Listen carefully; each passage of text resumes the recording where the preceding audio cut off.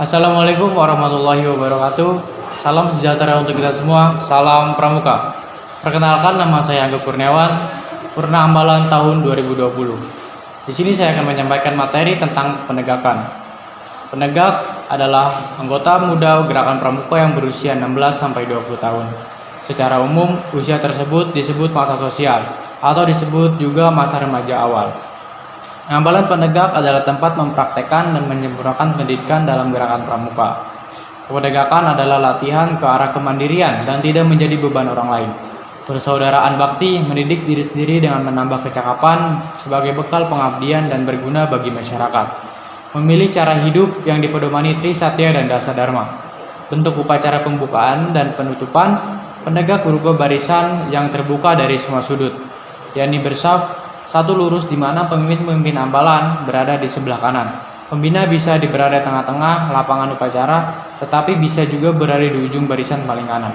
Filosofinya adalah bahwa penegak sudah membebaskan melihat dunia luar.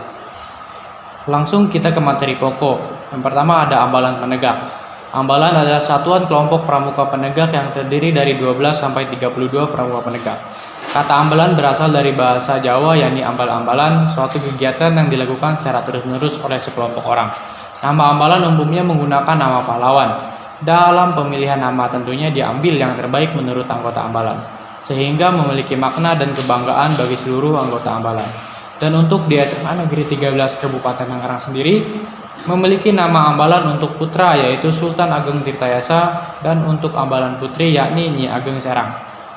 Ambalan dipimpin oleh seorang ketua yang disebut pradana yang dipilih berdasarkan musyawarah anggota ambalan. Ambalan yang ideal memiliki markas ambalan, yakni tempat di mana ambalan itu berkumpul. Markas ini biasanya diberi nama sanggar. Yang kedua ada sangga. Sekelompok kecil dalam ambalan penegak disebut sangga yang beranggotakan 4-8 pramuka penegak. Kata sangga mengandung pengertian sebagai penopang. Sangga di dalam ambalan memberi pengertian sebagai penopang kegiatan yang dilakukan secara terus-menerus. Nama sangga disusun sesuai dengan kiasan dasar, yakni sangga perintis, penegas, pendobrak, pencoba, dan sangga pelaksana. Setiap sangga memiliki pimpinan sangga dan wakil pimpinan sangga yang dipilih berdasarkan musyawarah sangga. Yang ketiga ada Dewan Kerja. Dewan Ambalan untuk mengembangkan kepemimpinan dan mengikutsertakan dalam pengambilan keputusan bagi pramuka penegak, dibentuk Dewan Ambalan Penegak, memiliki tanda jabatan berwarna biru, dan disusun Dewan Ambalan meliputi sebagai berikut. Yang pertama ada ketua yang disebut pradana, yang kedua ada pemangku adat, yang ketiga ada sekretaris atau perani, dan yang keempat ada bendahara atau bangkir. Selanjutnya ada Dewan Racana. Dewan Racana ini adalah wadah khusus untuk pramuka pandega. Tanda jabatan Dewan Racana sendiri yakni berwarna ungu. Selanjutnya ada Dewan Kerja Ranting, di mana para pramuka penegak atau pandega yang ada di tingkat kecamatan atau pengurus pramuka kecamatan. Dewan Kerja Ranting ini memiliki warna tanda jabatan berwarna merah. Selanjutnya ada Dewan Kerja Cabang, adalah pramuka tingkat kabupaten atau kota. Warna tanda jabatannya sendiri adalah warna hijau. Selanjutnya ada Dewan Kerja Daerah. Dewan Kerja Daerah adalah pramuka penegak atau pandega yang mengurusi pramuka tingkat provinsi. Tanda jabatan untuk Dewan Kerja Daerah adalah berwarna coklat. Yang terakhir ada Dewan Kerja Nasional, adalah perkumpulan pramuka penegak atau pandega yang mengurusi pramuka tingkat nasional dan mereka mempunyai tanda jabatan berwarna kuning atau keemasan. Yang keempat ada Satuan Karya. Satuan Karya sendiri adalah wadah pendidikan guna menyalurkan minat, mengembangkan bakat, meningkatkan pengetahuan, kemampuan keterampilan, dan pengalaman para pramuka dalam berbagai bidang kegiatan serta memotivasi mereka untuk melaksanakan kegiatan nyata dan produktif, sehingga dapat memberikan bakat bagi hidupnya sendiri. Dan terdapat beberapa macam saka pramuka yang bersifat nasional, antara lain, yang pertama ada Saka Bahari, untuk bidang kebaharian, yang kedua ada Saka Bayangkara, untuk bidang keamanan dan ketertiban masyarakat. Yang ketiga ada Saka Dirgantara untuk bidang kedirgantaraan. Yang keempat ada Saka Bakti Husada untuk bidang kesehatan. Yang kelima ada Saka Kencana untuk bidang kependudukan dan keluarga berencana. Yang keenam ada Saka Taruna Bumi untuk bidang pertanian. Dan yang ketujuh ada Saka Wana Bakti untuk bidang kehutanan. Yang kelima ada kegiatan pramuka penegak. Kegiatan pramuka penegak dan pramuka penegak sendiri jauh berbeda dengan pramuka penggalang. Pramuka penegak itu cenderung tentang pengabdian seorang remaja terhadap masyarakatnya atau lingkungan masyarakat untuk adaptasi kalian menjadi lebih dewasa dan berbaur dengan kehidupan sosial.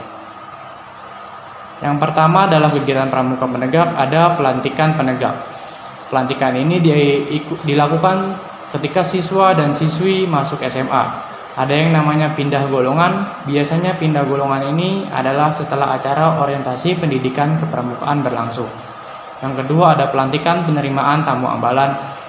Penerimaan tamu ambalan ini adalah kegiatan untuk menerima orang-orang yang berminat masuk ke Dewan Ambalan atau jajaran anggota ambalan. Jadi, untuk orang yang ingin menjadi pengurus sang anggota pramuka, wajib mengikuti pelantikan perkemahan penerimaan tamu ambalan. Yang ketiga ada pelantikan TKU atau tanda kecakapan umum. Dalam pelantikan TKU pun ada 2 tingkatan, yaitu TKU Bantara dan TKU Laksana. Yang keempat ada pelatihan dan pengembangan.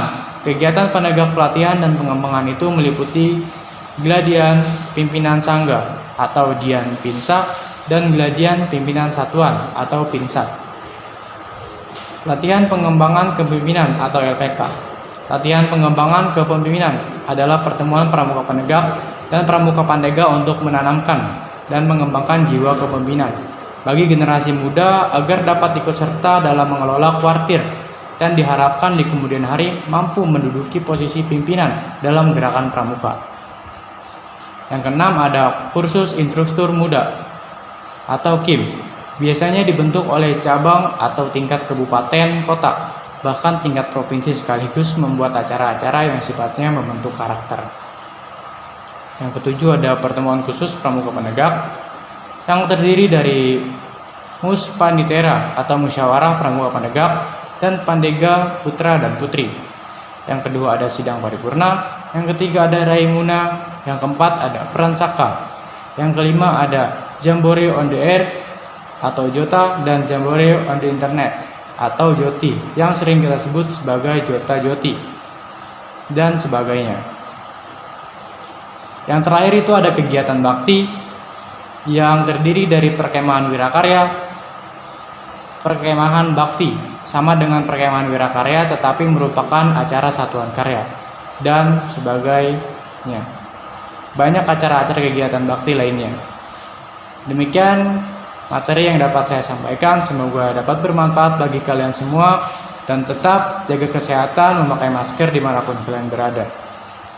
Demikian dari saya. Wassalamualaikum warahmatullahi wabarakatuh. Salam Pramuka.